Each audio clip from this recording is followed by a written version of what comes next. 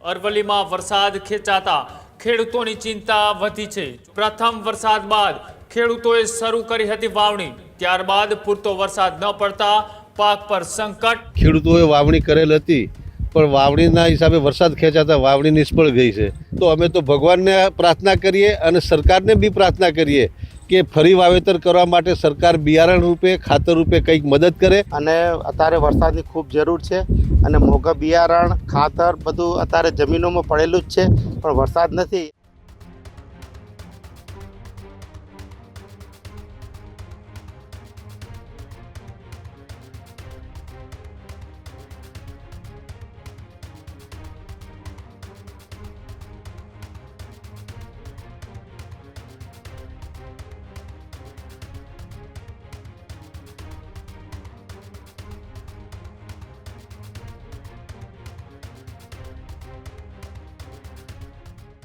જે રીતના એક બાદ એક ચોમાસાને લઈ ખેડૂતોમાં ચિંતા છે તે વધતી દેખાઈ રહી છે। ચોમાસાના બીજા રાઉન્ડની રાહ જોવાઈ રહી છે, ત્યારે અરવલ્લીમાં વરસાદ ખેંચાતા ખેડૂતોની ચિંતા વધી છે। ચોમાસું ખેંચાતા જિલ્લામાં કૃષિ પર સંકટ ઘેરાયું।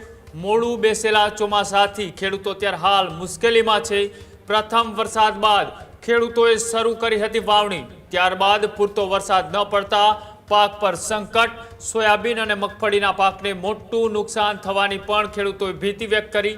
વરસાદના અભાવે પાક સુકાઈ જવાનો પણ ખેડૂતોને ડર છે, ત્યારે ખેતરોમાં ભેજના અભાવે છોડ મુરઝાવા લાગ્યા અને ત્યારબાદ ખેડૂતોમાં આર્થિક નુકસાનની પણ ચિંતા અત્યારે વધી રહી છે। વરસાદની રાહ જોઈ રહેલા અરવલ્લીના ખેડૂતો અન્નદાતાઓ ક્યાંક ને ક્યાંક હજુ પણ સારા વરસાદની રાહમાં છે। જે વાવેતર કર્યું છે વાવેતર સારી રીતના ઉગી જાય અને ખેડૂતોને એક બાદ એક જે આર્થિક બોજો અત્યારે તેમની ઉપર પડી રહ્યો છે, પેલા કમોસમી વરસાદનો માર, અને હવે જ્યારે વરસાદની જરૂર છે ત્યારે વરસાદ માટે અત્યારે લાંબી રાહ જોવી પડી રહી છે। શું કહી રહ્યા છે અરવલ્લીના ખેડૂતો, આવો એ પણ જોઈએ। હવામાન વિભાગની આગાહી અનુસાર વરસાદ હવે ગુજરાતની અંદર ખેંચાઈ ગયો હોય તેવા વર્તારા દેખાઈ રહ્યા છે।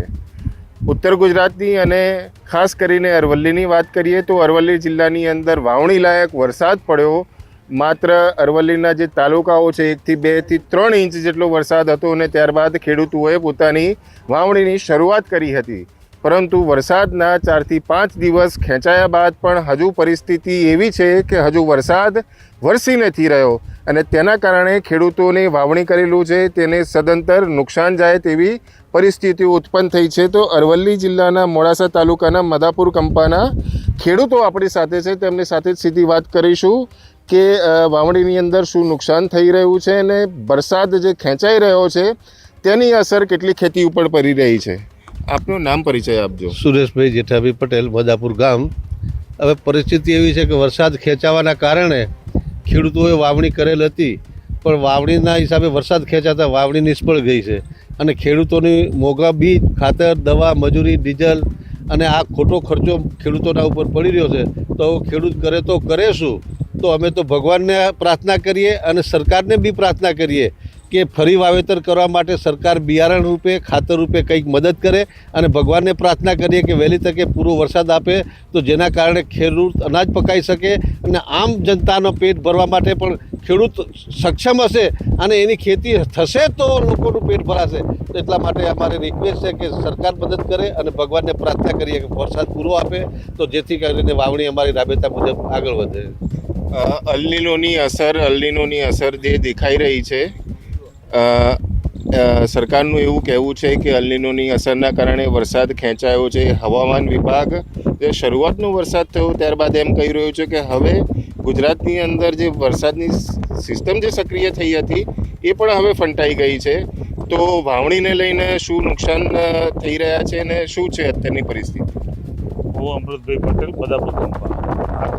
શરૂઆતમાં વરસાદ 15 દિવસ પહેલાં પડી ગયો, એમાં લોકોએ વાવેતર કરી દીધું છે, પણ સોયાબીન જેવા પાક અમે વાવ્યા છે, સોયાબીન છે, અડદ છે, મગ છે, કપાસ છે, મગફળી છે, પણ એ પાકને જીવતદાન મળવા માટે પછી પાછળનો વરસાદ આવ્યો નથી. એટલે અમારે ખૂબ મોટું નુકસાન છે કે સોયાબીન જેવા પાક તો માહિરમાં બધા સુકાઈ ગયા. કાંઈક વરસાદ આવ્યો પછી બહુ લેટ 15 દિવસ પછી આવ્યો. એટલે આના માટે કંઈક સરકાર ઘટતું કરે અને ફરીથી બિયારણ આપે તો આ ખેડૂત ઊભો થાય એમ છે. નકા આ ખેડૂતને હાલત બહુ ખૂબ છે. હજી તો હવામાન ખાતું ઉત્તર ગુજરાત તો બતાવતું જ નથી.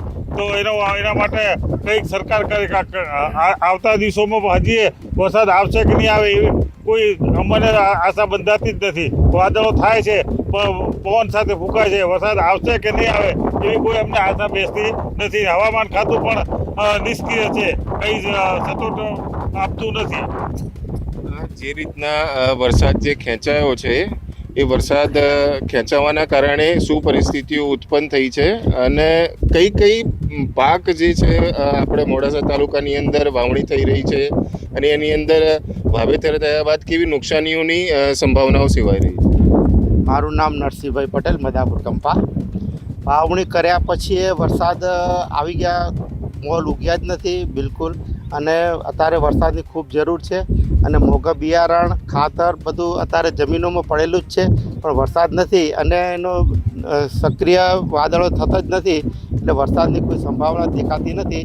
તો સરકારને અરજી કરીએ કે કંઈક સહાયતા કરે.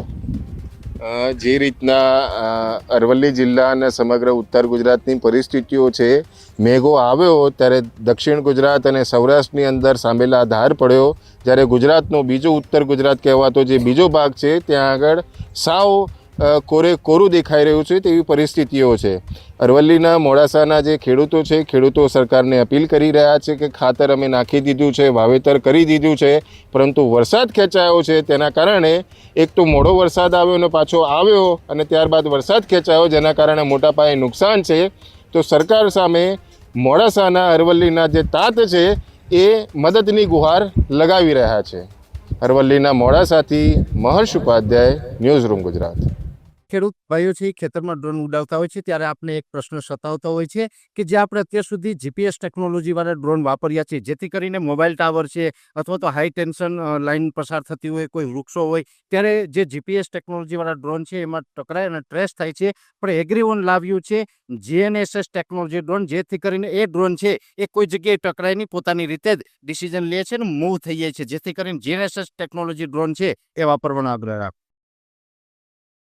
હજુ સુધી તમે અમારી ચેનલને સબસ્ક્રાઇબ નથી કરી તો અત્યારે જ ન્યૂઝરૂમ ગુજરાતને સબસ્ક્રાઇબ કરો, ફેસબુક અને ઇન્સ્ટાગ્રામ પર ફોલો કરો.